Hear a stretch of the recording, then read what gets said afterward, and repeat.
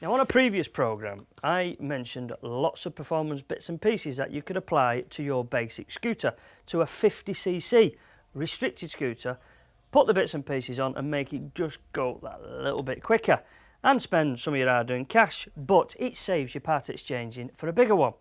But I did also mention the fact that we know of some bits and pieces you can put on bigger scooters like this one, which is the SR125 Aprilia. And bits like these bits, for example, like them, they look rather shiny and rather nice, don't they? Well, that is a cylinder barrel with the piston, and that is a cylinder head. They're air-cooled systems. These have got fins on them. They fit onto bikes like this one, and that's a couple of £100 worth of bits. This one is a water-cooled version. This would go on a bike that would have a radiator, and the water goes around the cylinder, keeps it cool. But nonetheless, same sort of idea. It makes a 125cc scooter into a 172cc scooter. Makes it go that little bit quicker, makes it have some mid-range power. It really does make a big difference. When you're going that bit quicker, obviously you need to stop, so you might want to apply some better brakes. This is a fancy disc, and you can buy some high-performance pads to go on the disc. You might need some fancy tyres. Just like the superbikes out there, you can buy some serious fancy tread. Michelin, Dunlop, Bridgestone, Yokohama, all of them do them. And I do believe that this one, which is the GT301s, costs you around £35 plus fitting. I believe these are the ones that the lads have preference to at the moment on the performance scooters. So these are all the bits and pieces you can put on them. Now then, what happens? Well, the best way of finding out is to get two candidates. One that's got a performance increased one, a 172 kit, and one lad that's got a standard machine, and maybe let them swap over and try them.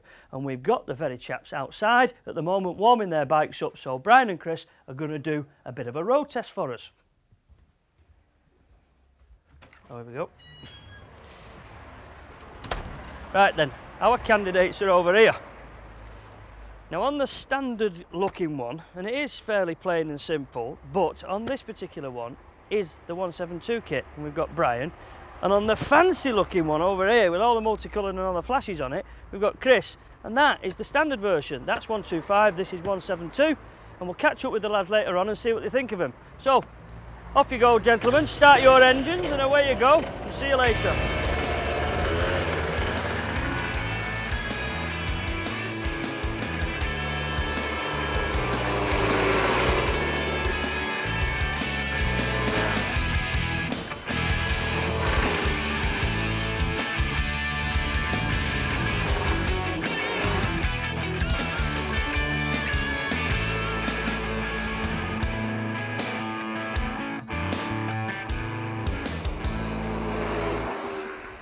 So I've caught up with the lads now, having been out on their scoots, but the fact is, they didn't really need to go riding around on the scoots because they own them. Because, Brian, this is your improved version, is the easiest way of describing it, and Chris, this is your standard one. Yep. Right, let's just, Chris, tell me about yours. I mean, it's a good enough beast anyway, aren't they? I mean, they go well anyway. Yeah, it goes fantastic, yeah, made up with it. Yeah, but you've been on Brian's. Yeah. No, I tell you what, I'm not going to ask you what you think. I'm not going to ask you what you think. I'm just going to ask Brian, just before I ask you, Brian, why would you want to improve what is already a more than good enough piece of equipment?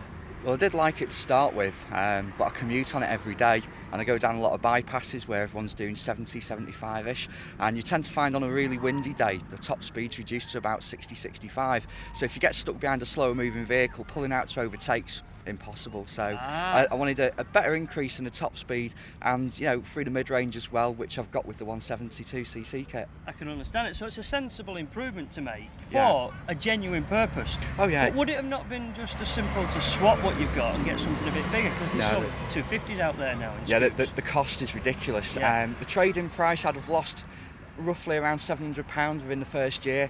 If I'd gone to trade it in, you know, I mean, I paid $2,200 for it when I bought it brand new, and I think the second-hand value a year later is like £1,500. So which is the norm. You're looking at motorsport. You're looking at a serious loss, really. Yeah, if you want to move up to something bigger. So this really, I mean, the big bore kit was only an extra £160. Yeah. You know, so I fitted it and world of difference. Yeah, right. Chris, just now then, I'll come back to you and ask you that question again. You've been on both of them. Yeah. You own a standard version. Yep. And now you've been on Brian's 172 kit version. Yeah. Would you improve yours now? Would Absolutely. Yeah, definitely. Yeah, the that's one, the next the plan. 172 kitted one accelerates twice as fast as the standard one. Obviously, you've got an increase in the top speed as well. Yeah, And I was very impressed with it. But listen, you're a user of fantastic bikes anyway. Yeah. I mean, you've got yourself, an awesome Spondon out bike, and that goes quick and everything.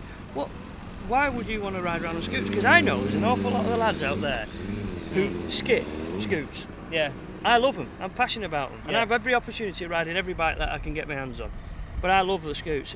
Do you feel the same? I think that generally the people who do laugh at the scooters haven't ridden any of the, especially the 125s and the 180s. They've not ridden them. And scooters they handle well and they brake well and everything. It's just ease of use. For going into town and for general commuting, they're a damn sight easier than dragging a big bike out of the shed, especially if you just finished cleaning something and it's all polished and nice. You can drag one of these out, you throw whatever you buy under the seat in the storage compartment. It's just very easy. Very convenient. Very easy. And you don't have to pay for them on pay and display. Certainly. that's very important as well. God, he's a right tighty, isn't he? Right, well, you guys obviously believe in what you've done. You believe obviously in the 125 as it is, as a scooter, and the vast improved 172s. I really feel the need to find out for myself. Do I have the opportunity to use it? Oh, yeah, go on, take it out. How is it then? Take it out and have a go. Paul Johnson won't allow me on anything else, but you lads quite happily to let me have a go on their scooters. take Right it then, out. I'll try yours first, Chris, if you Yep. don't mind, and then I'll have a go on the 172 sure. after.